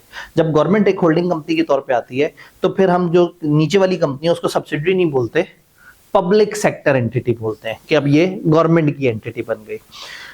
कोई तीसरा तरीका भी है, सब्सिडरी की सब्सिडरी। अगर आपकी एक सब्सिडरी और सब्सिडरी की एक सब्सिडरी है तो ऑटोमेटिकली आपकी भी सब्सिडरी है। तो होता ये है कि हम कहते हैं कि होल्डिंग कंपनी सब्सिडरी कंपनी वो किस तरह से है। अब बेयर लॉ पढ़े ना तो बड़ा मजेदार है। एक जमाने में 1-2 सेक्शन होते थे होल्डिंग सब्सिडरी कंपनी के, वो उन्होंने उड़ा दिए। जब हम बेयर लॉ को देखते हैं तो वो होल्डिंग कंपनी की बड़ी क्यूट सी डेफिनेशन देते हैं। डेफिनेशन क्या है? कोई कंपनी किसी दूसरी कंपनी की होल्डिंग कंपनी सिर्फ और सिर्फ तब हो सकती है जब वो दूसरी कंपनी पहली कंपनी की सब्सिडरी कंपनी हो। है ना क्यूट सी डेफिनेशन? कोई कंपनी दूसरी कंपनी की होल्डिंग सिर्फ और सिर्फ तब हो सकती है जब वो दूसरी कंपनी पहली कंपनी की सब्सिडरी हो। सब्सिडरी बनाने का क्या तरीका है? अगर एक कंपनी कंट्रोल करे कंपोजिशन ऑफ द बोर्ड या एक्सरसाइज या कंट्रोल करे मोर देन 50% वोटिंग सिक्योरिटी खुद या लेयर्स के थ्रू। लेयर्स, ये कॉन्सेप्ट कैफ लेवल पे बहुत ज्यादा डिस्कस नहीं होता, लेकिन आप लोग समझते हैं। अगर एक होल्डिंग कंपनी है, एक होल्डिंग कंपनी है, होल्डिंग कंपनी के नीचे एक सब्सिडरी कंपनी है S1, उसके नीचे S2, उसकी भी सब्सिडरी कंपनी। तो ये हमारी फर्स्ट लेयर है, ये हमारी सेकंड लेयर है। इसके नीचे 3-4 सब्सिडरीज हैं, फॉर एग्जांपल S5, ये हमारी थर्ड लेयर बन जाएगी। तो एक कंपनी के नीचे उसकी सब्सिडरी और सब्सिडरीज के नीचे उनकी सब्सिडरीज, ये सब कलेक्टिवली कहलाती हैं कंपनी की लेयर्स। तो किसी कंपनी को सब्सिडरी बनाने के लिए जरूरी नहीं कि आप ही ने इन्वेस्ट किया हुआ हो। सब आपने इन्वेस्ट कर दिया 30% एक कंपनी जी में, आपकी इस लेयर ने इन्वेस्ट कर दिया 10%, आपकी इस लेयर ने इन्वेस्ट कर दिया 15%।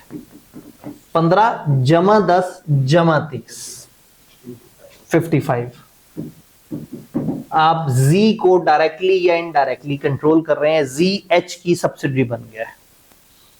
अकाउंटिंग में आप मल्टीप्लाई करते हैं, लॉ में आप ऐड करते हैं।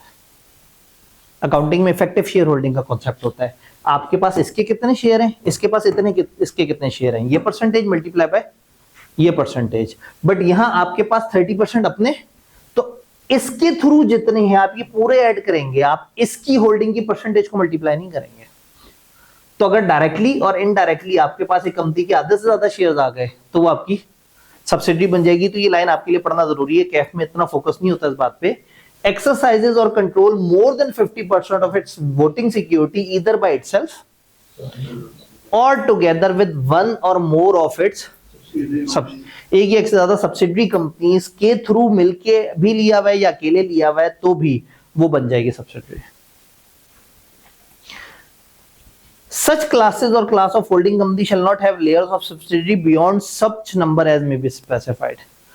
उन कंपनियों की उतने से ज्यादा लेयर्स नहीं हो सकती जो बता दी जाएंगी। कौन सी कंपनियां और कितनी कैफ लेवल पे नहीं बताया था, बट आज हम जानते हैं सीए फाइनल में लिस्टेड कंपनियां 7 से ज्यादा लेयर्स नहीं बनाएंगे। अगेन आगे चल के डिफरेंट लॉज आएंगे तो वो हमें चीजें एक्सप्लेन करेंगे। तो एक कंपनी की 7 से ज्यादा लेयर्स नहीं होनी चाहिए। एक कंपनी को दूसरी कंपनी की सब्सिडरी तब भी मान लिया जाएगा जब एक और सब्सिडरी कंपनी के आप अंडर हैं, तो यानी कि सब्सिडरी की सब्सिडरी के अंदर आप मौजूद हैं। तो होल्डिंग सब्सिडरी का वही कैफ वाला कॉन्सेप्ट है, बस ये ध्यान में रखना है कि यहाँ लेयर्स को आपने कलेक्टिवली ऐड करके देखना है। कंपनी की खुद की इन्वेस्टमेंट और कंपनी की लेयर्स की इन्वेस्टमेंट्स मिला के अगर 50% से ऊपर चली गई तो वो नीचे वाली कंपनी ऊपर वाली कंपनी की सब्सिडरी बन जाएगी। जी अब अगेन जी कौन सी लेयर होगी, यहां पे हम फंस गए। क्या वो S1 की सब्सिडरी है, क्या वो S5 की सब्सिडरी है? इन सब में से वो किसकी सब्सिडरी है? H की। तो पहली लेयर में आ जाएगी। जिस तरह से ये लाइन है ना, तो ये इसी तरह की एक और लाइन यहाँ पे बन जाएगी कि Z हमारी सब्सिडरी है। हाँ, अगर ऐसा होता कि S5 ने इन्वेस्ट किया हुआ होता 70%,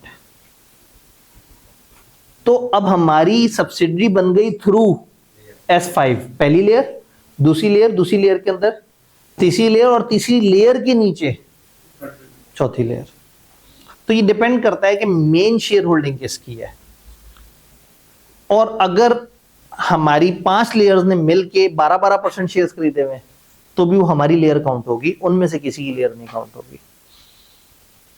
तो किसी भी कंपनी के हवाले से लेयर से मुराद है उसकी नीचे और उसकी नीचे वाली कंपनियां। बात समझ आएगी? आई के अपने एक दफा ओपन बुक एग्जाम को फायदा उठाते हुए एक सवाल में थोड़ा सा घुमा के होल्डिंग सब्सिडरी के से रिलेशन को एक्सप्लॉइट किया हुआ है, और उससे ज्यादा टेक्निकल सवाल कैफ लेवल में आई के अपने एक दफा पूछा हुआ, पता नहीं किस मूड में बैठा हुआ था। वहां का एक चैप्टर है, उसमें हमेशा सीधे सवाल आते हैं, बट एकदम से आई कैप जो है ना, उसने 5 कंपनियों से रिलेशन बता दी और कहा खेलो। फिर उस तरह का तजर्बा सीफैप लेवल पे भी एक किया, लेकिन वो हल्का था और कैफ वाला भारी सवाल था। मूड की बात है। तो क्या ये वाला कॉन्सेप्ट समझ आ रहा है? अगर आप याद करें तो इस तरह का जो बेसिक चैप्टर होता था उसमें हम कंपनियों की किस्में देखते थे और अथॉरिटीज की किस्म देखते थे। कंपनियों में से एक बड़ी मशहूर company not for profit association, याद है? सेक्शन 42 वाली कंपनियां, वो चूंकि आपका पढ़ा हुआ सेक्शन है तो हम उसकी तरफ बाद में आते हैं।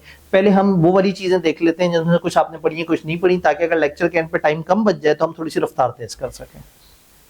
इस चैप्टर का मकसद सिर्फ एक इंट्रोडक्शन देना था आपको कि कंपनियां मुख्तलिफ तरह की कौन सी हैं जो हमारे कंपनी लॉ में आती हैं, और आपको एक खुशी होगी हाँ भाई 27 चैप्टर में से एक चैप्टर तो हमारा टिक लग गया।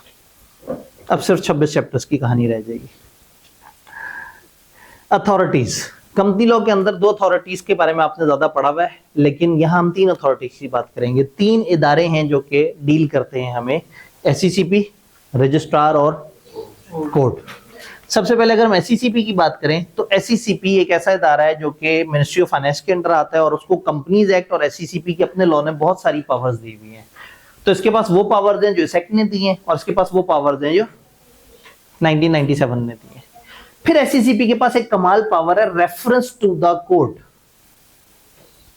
शायद आपने सियासी जबान में सुना हो, कोर्ट में रेफरेंस दर्ज करा दिया, नैब में रेफरेंस दर्ज करा दिया।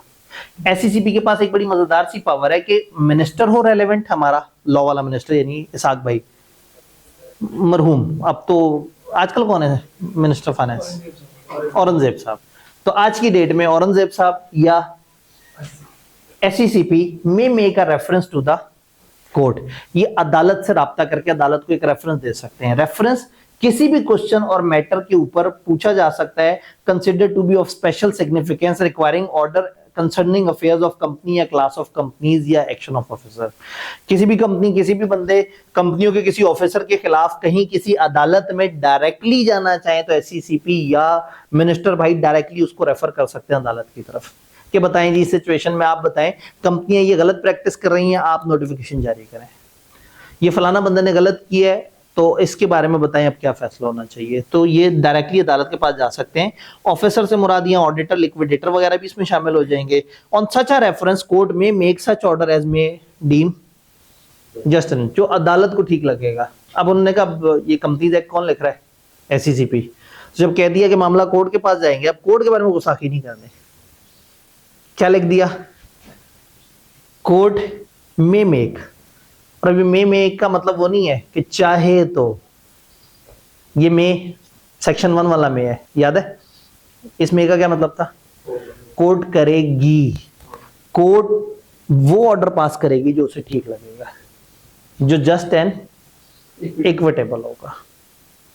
तो बिल्कुल क्लास के स्टार्ट में हमने सेक्शन 1 में मे के ऊपर डिस्कशन की थी। जो देर से आए हैं पहले 2 हफ्ते तो हम यूट्यूब पे भी साथ साथ शेयर कर रहे होंगे शुरू के 6 लेक्चर्स, ताकि लोग अगर क्लास ज्वाइन करने से पहले देखना चाहें कि क्या चल रहा है तो उसे देख सकें। तो आप वो मे वाली डिस्कशन जरूर सुनिएगा, वो बड़ी मजेदार सी डिस्कशन थी। यहां तक सारी बात समझ आ रही है। ये हो गई एससीसीपी के बारे में बात। अब ये कैफ नहीं है कि हम कहें एससीसीपी के दफ्तर कहाँ है, किस तरह से, जो चीज कंपनी लॉ में लिखी है वो हमने यहाँ पे पढ़नी है। रजिस्ट्रार, मशहूर जमाना डेफिनेशन, बचपन में गुस्सा आता था इतनी डेफिनेशन याद करनी पड़ेगी, अब मसला ही कोई नहीं। यानी रजिस्ट्रार के ऑफिस के किसी भी रैंक के बंदे को हम रजिस्ट्रार कहेंगे, चाहे वो एडिशनल रजिस्ट्रार हो, डिप्टी हो, जॉइंट हो, फलाना हो, या हमारे इलाके में कोई भी ऐसा शख्स जिसको एससीसीपी ने कह दिया हो कि भाई तुम इस इलाके में रजिस्ट्रार के काम करो। तो रजिस्ट्रार जब भी लॉ कहेगा ना ये मामला रजिस्ट्रार के पास लेके जाओ, लॉ ने बहुत बड़ा एहसान किया जो टैक्स में नहीं किया हुआ। टैक्स में याद करना पड़ता है कि कौन सी चीज किस लेवल के कमिश्नर के पास जाएगी। यहां क्या होता है, लॉ लिख देता है रजिस्ट्रार। रजिस्ट्रार का मतलब है जो भी इनमें से आपसे रेलेवेंट होगा इस इश्यू में आप उसके पास जाएंगे।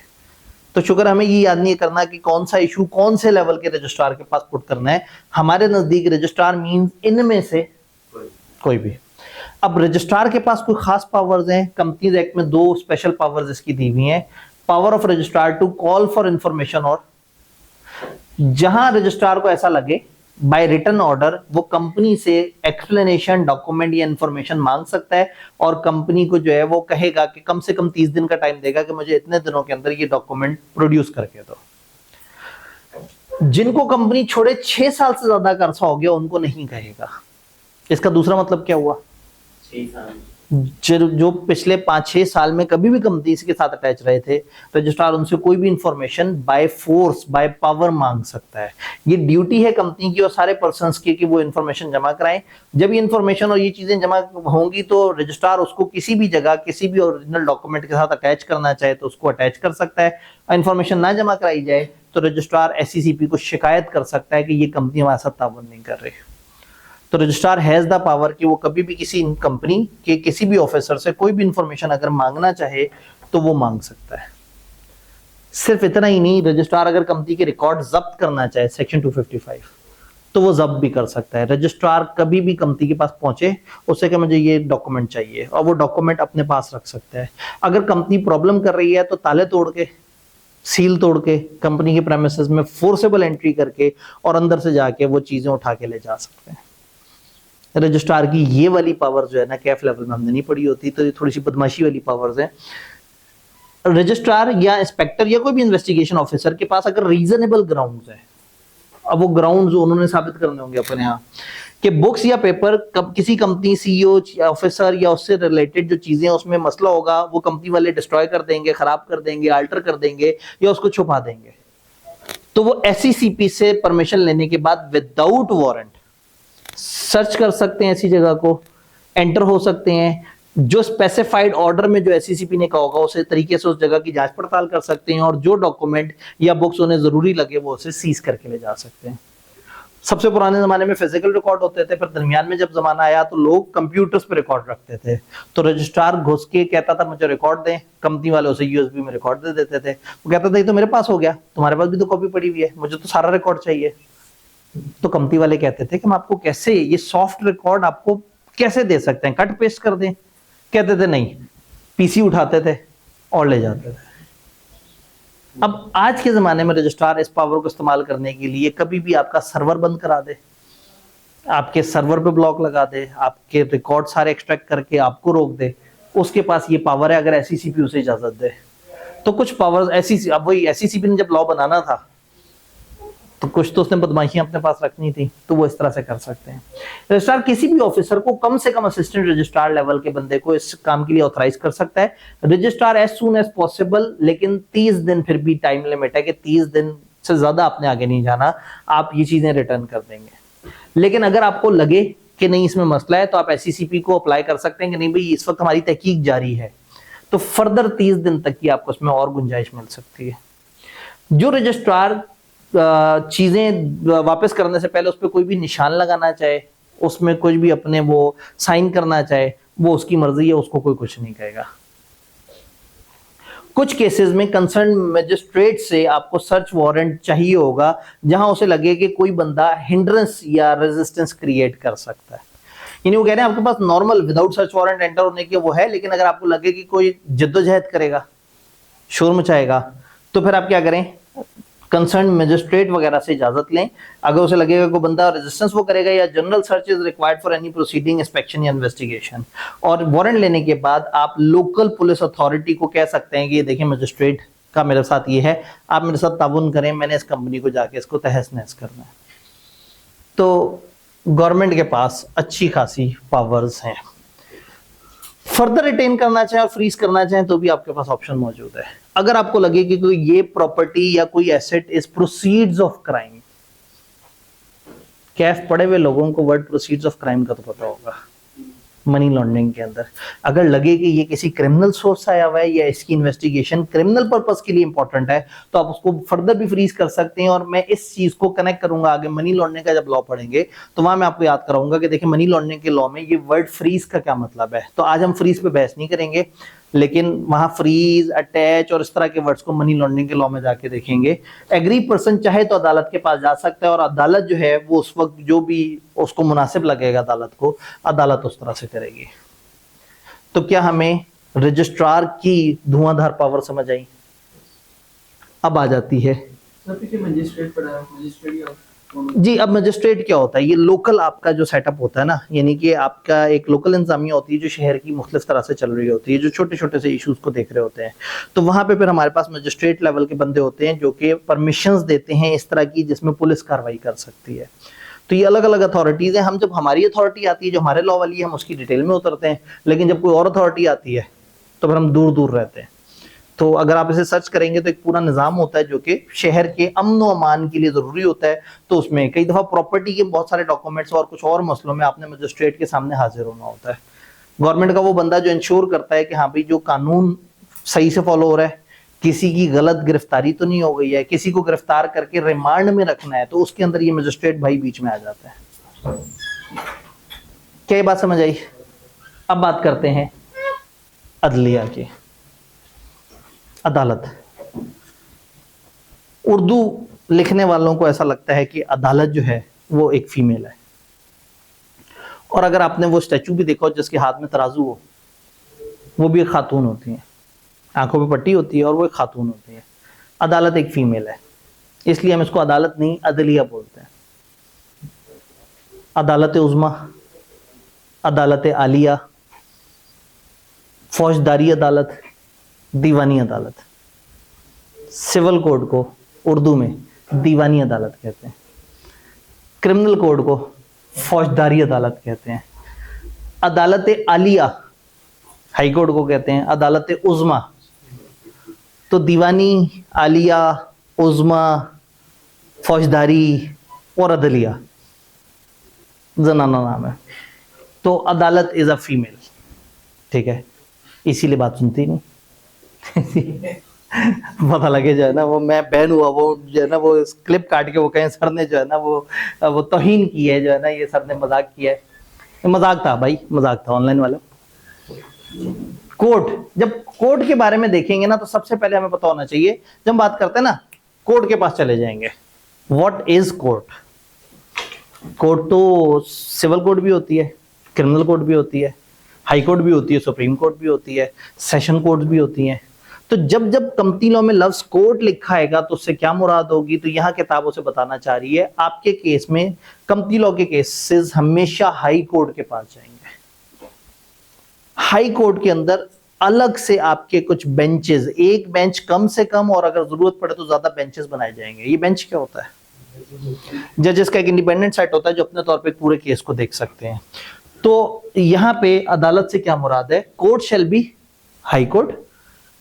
कौन सी हाई कोर्ट? आपका रजिस्टर्ड ऑफिस को लगने वाली हाई कोर्ट। रजिस्टर्ड ऑफिस जिसके जुरिस्डिक्शन में आता है। ये क्या होता है जुरिस्डिक्शन? जिसकी एरिया, जिसकी हदूद में आता है। कोई सिविल कोर्ट या कोई और कोर्ट जो है वो आपके ऊपर नहीं काम करेगी, आप हाई कोर्ट के पास जाएंगे। अगर वाइंडिंग अप हो रही है कंपनी की तो पिछले 180 दिन में देखेंगे कि आपकी कंपनी ज्यादातर किस जगह पे रही और फिर उस इलाके को लगने वाली हाई कोर्ट आपको देख रही होगी। फर्ज करें आप पंजाब में मौजूद है और मामला बड़ा खराब हो गया है, अब लोग अदालत में जाने लगे हैं, कंपनी की वाइंडिंग अप करीब है। कंपनी ने क्या किया? फौरन से यहां से निकले और अल्ताफ भाई की नगरी चले गए, सिंध चले गए। अब देखा यह जाएगा कि पिछले 180 दिन में ज्यादा टाइम कहां गुजरा है, उस इलाके वाली कोर्ट आपके ऊपर जुरिस्डिक्शन रखेगी। तो ये फिर इसमें बेंचेस बनेंगे, एक या एक से ज्यादा कंपनी बेंच होगा परमानेंट बेसिस पे। ये बेंच चीफ जस्टिस ने तश्कील दिए होंगे उसके, और हर बेंच का अलग एक रजिस्ट्रार होगा जो उन सारे मामलात को देख रहा होगा। रजिस्ट्रार जितने भी एडमिनिस्ट्रेटिव फंक्शंस वगैरह हैं उनको देखेगा, और चीफ जस्टिस को अगर मुनासिब लगेगा तो एक सेक्रेटरीट भी हर कंपनी बेंच में बना सकता है जो उनके सारे मामलात को साथ साथ देखेगा। तो कंपनियों से रिलेटेड कुछ हाई कोर्ट में फुल फ्लैज सेटअप और कुछ हाई कोर्ट में मुनासिब सेटअप। कम से कम सेटअप ये है कि बेंच होगा कम से कम एक, कम से कम सेटअप है कि एक रजिस्ट्रार होगा। अब ये जो यहाँ पे चीजें जाएंगी ये किस तरह से होंगी, क्या मामला है, ये वो सेक्शंस हैं जो कैफ लेवल पे नहीं थे। ये दो सेक्शंस हैं जो कि कोर्ट का हल्का सा हमें तारुफ दे रहे हैं कि कंपनी लॉ के केसेस कोर्ट्स किस तरह से देखेंगे। घबराए तो नहीं बैठे? अदालत का प्रोसीजर, किताब बहुत मूड में आ गई।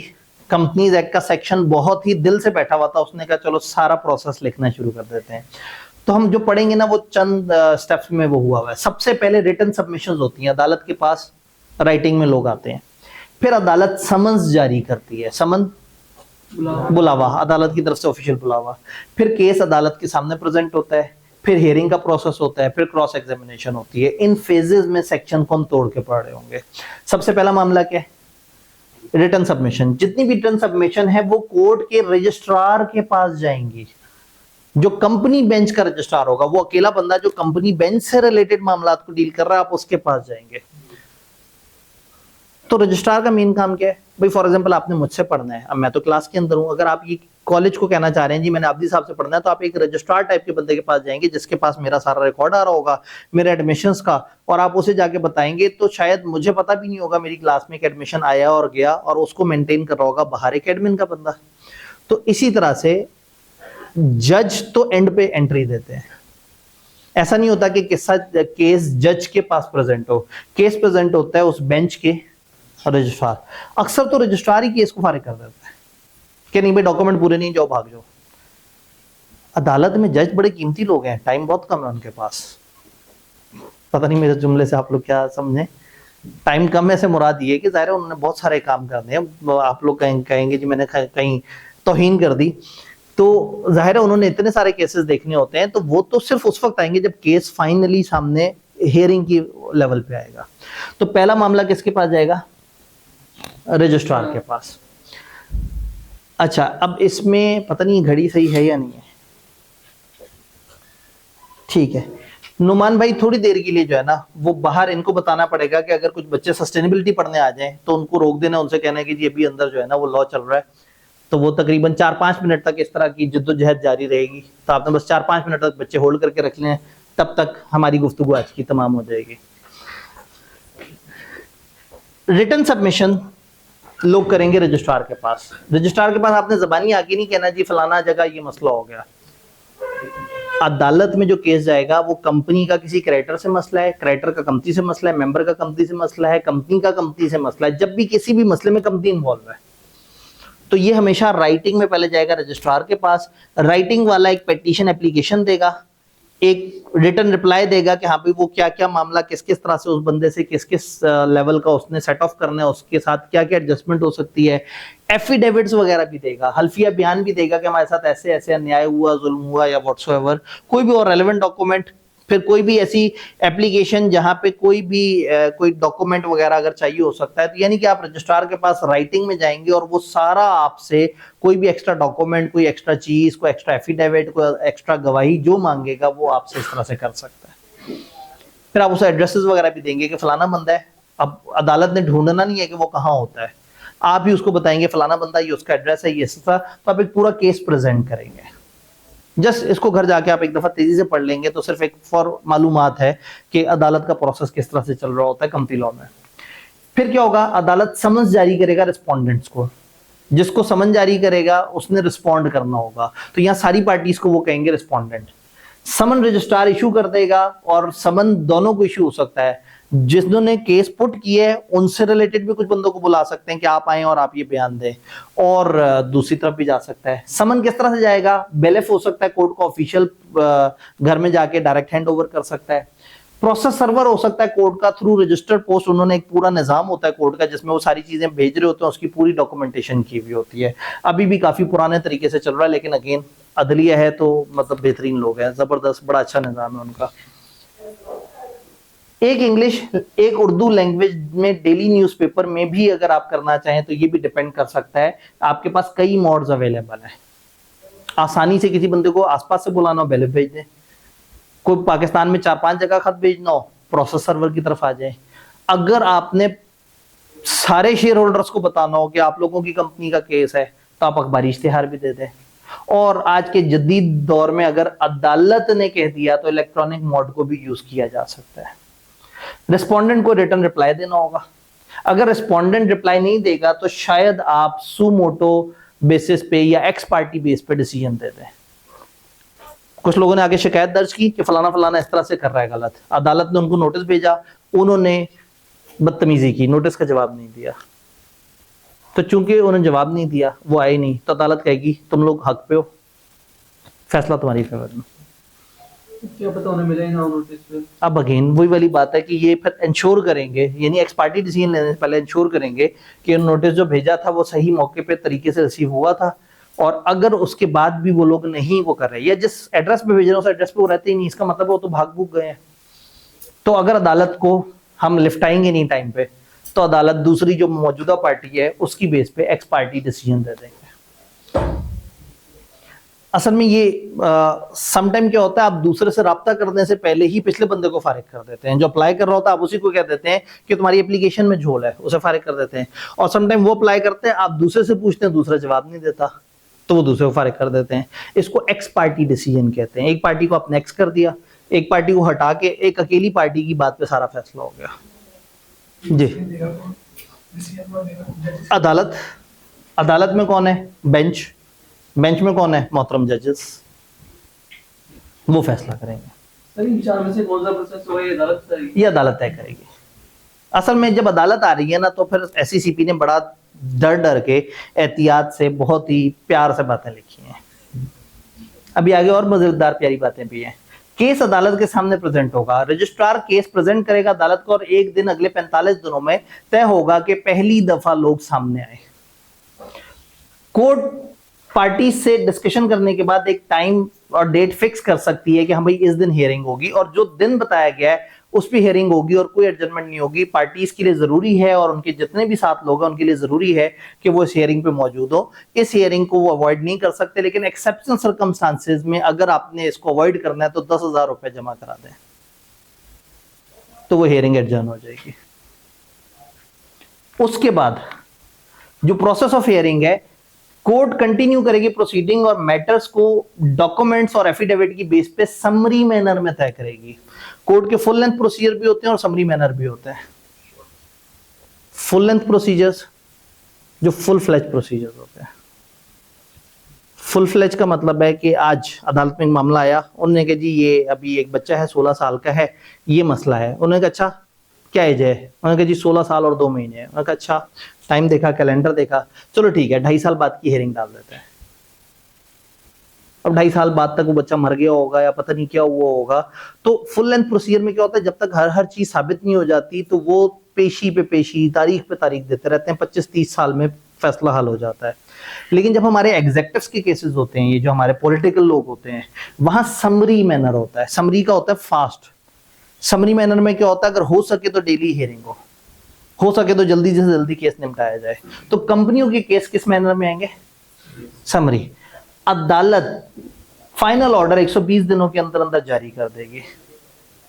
अब फिर ये कहना चाह रहे थे अदालत को कि आपने हर दिन केस सुनना है। फिर सोचा हम छोटी अथॉरिटी, अदालत बड़ी अथॉरिटी, अल्फाज बड़े प्यारे हैं। कोर्ट में if in interest of justice conduct the proceeding on a, अगर अदालत को इंसाफ के लिए बहुत अच्छा लगे तो अदालत जो है वो हर दिन हियरिंग करेगी। यानी उनको इंसाफ के लिए बहुत अच्छा ना लगे तो हर दिन हियरिंग नहीं करेंगे। कोर्ट किसी भी जगह जो भी डिले कर रहा होगा पर डे उसको लाख रुपए का जुर्माना कर सकते हैं। आपको 4 रास्ता दे दिया, पहली हियरिंग अवॉइड करनी है 10,000 दे दें, फिर कोई कीमती टाइम आपने अदालत का लिया और बर्बाद करना है, लाख रुपए दे दें, पैसे खिलाई जाएं, तारीख बढ़वाई जाए। दोनों पार्टी के म्यूचुअल कंसेंट से रिव्यू ऑफ अब अगेन क्या म्यूचुअल कंसेंट से होगा, पर एक भी पार्टी मौजूद नहीं है, उसका कोई प्रॉब्लम है, कोई फौदगी हो गई है, कोई शदीद मजबूरी बन गई है, जुर्माना दें और डिले करा लें। दोनों जुर्माना दें। नहीं, जिसने डिले कराया होगा। चलिए एक बंदे ने फ्रॉड किया है, एक कंपनी ने फ्रॉड किया, दूसरा ले किया केस, जिसने फ्रॉड किया वो लाख रुपए दे देंगे। बस ठीक है, लाख रुपए देता रहेगा। अदलिया के पास इतने पैसे आ जाएंगे, ये एक फ्रॉड है ना, अदलिया के पास इतने पैसे आ जाएंगे कि वो बाकी फ्रॉड पकड़ सकेंगे मुल्क के। हमें रिकॉर्डेड क्लॉज में एक खास लेवल से ज्यादा आगे नहीं जाके वो कर सकता। उन्होंने एक बड़ा अच्छा मजबूत सिस्टम बनाया है। तो मतलब जो है ना कभी ऑफ द कैमरा बात होगी तो फिर हम जो है ना कुछ डिस्कशन कर सकते हैं। जल्दी से मामला वो करते हैं। क्रॉस एग्जामिनेशन होगा, लोग आएंगे, एफिडेविट होगा, लोगों को बुला के किसी भी बंदे से इन्वेस्टिगेशन करेंगे, उससे पूछेंगे, जवाब देगा, और जहां जहां किसी ने झूठ बोला होगा, कुछ इस तरह से होगा, तो वो सारी प्रोसीजर उस तरह से होगा जैसे ये पढ़ने वाली है। कोर्ट सीरियस में स्टेटमेंट्स का नोटिस लेगा और जो फैक्ट्स इंपॉर्टेंट और नहीं बताए गए उनको वो करेगा। और कोई भी पार्टी या कोई भी किसी ने भी अगर बेईमानी की है, चालबाजी की है, एप्लीकेशन देने वाले ने झूठ बोला है या कोई सच छुपाया है, तो उनको अदालत अपने तरीके से निपटेगा और उनको वो कहेगा कि आपकी वजह से हमारा मामला खराब हुआ, तो जो हमारी प्रोसीडिंग पे खर्चा आया या 1 लाख रुपया आप जमा कराएं क्योंकि आपने गंदी बात की, आपके झूठ की वजह से हमें 2 और पेशियां लगानी पड़ गई। तो तकरीबन हर जगह पैसे प्रोसेस को स्मूथ लाइन करते जा रहे हैं। कानूनी शहादत ऑर्डर 1984 को फॉलो करेंगे और कोड ऑफ सिविल प्रोसीजर को भी फॉलो करेंगे। बहुत अच्छी बात है, बड़ा एहतराम हम आपका करते हैं। हमें नहीं पता ये क्या होते हैं और हमें पता करना भी नहीं है कि ये क्या होते हैं, तो उसको फॉलो करेंगे जो हमेशा फॉलो होता आया है। क्या अपील हो सकती है? कोई भी पर्सन जो एग्रीव्ड हो कोर्ट के ऑर्डर से, वो 60 दिनों के अंदर अंदर अपील कर सकता है सुप्रीम कोर्ट में। और ये अपील वैसे ही होगी जैसे अपील्स होती हैं। इस जुमले का पता क्या मतलब है? कि आप मेरे से ना पूछें सर अपील का क्या तरीका है, कितने दिनों में होगी, कौन करेगा। ये अपील वैसे ही होती है जैसे होती है। तो उन्होंने कहा ये अपील का वही प्रोसेस है जो टिपिकली अपील्स का प्रोसेस होता है। कोई अपील आप नहीं कर सकते किसी टेम्परेरी इंटरलोक्यूटरी ऑर्डर की। जो मिड टर्म नहीं ऑर्डर आ जाते कि हाँ भाई ये ऑर्डर है और फिर अभी हम बाद में फैसला सुनाएंगे, तो दरमियान वाले ऑर्डर के खिलाफ आप अपील नहीं कर सकते, फाइनल ऑर्डर के खिलाफ अपील कर सकते हैं। डन। तो बस अब वो इसीलिए हमने एहतियातन सेक्शन 42 वाला जो नॉट फॉर प्रॉफिट इदारा वाला है उसको एंड पे छोड़ दिया था। उसमें वही आपकी पुरानी बातें हैं जो आपने देखी थी कि कुछ खास पर्पसेस होते हैं जिसके लिए आपको ये लाइसेंस मिलता है। फिर उसके बाद जो है वो आपकी लाइसेंस किसी वजह से टूट सकते हैं और फिर जब लाइसेंस खत्म होगा तो एक प्रोसेस लॉ ने बताया है। अगर कल हमें मौका मिलता है तो कल हम इसको जल्दी से रिकैप कर लेंगे। अगर आपको याद रहा हो कैफ वाली बातें तो बस ये वही बातें हैं। तो हमने इसलिए एंड पे छोड़ा था कि हम पहले कोड वगैरह को देख लेंगे। तो कल इंशाल्लाह ताला मिलते हैं, इसको जल्दी से एक रिकैप कर लेंगे और फिर हम आगे चैप्टर नंबर 2 को कवर करने की कोशिश करेंगे। डन। मिलते हैं इंशाल्लाह।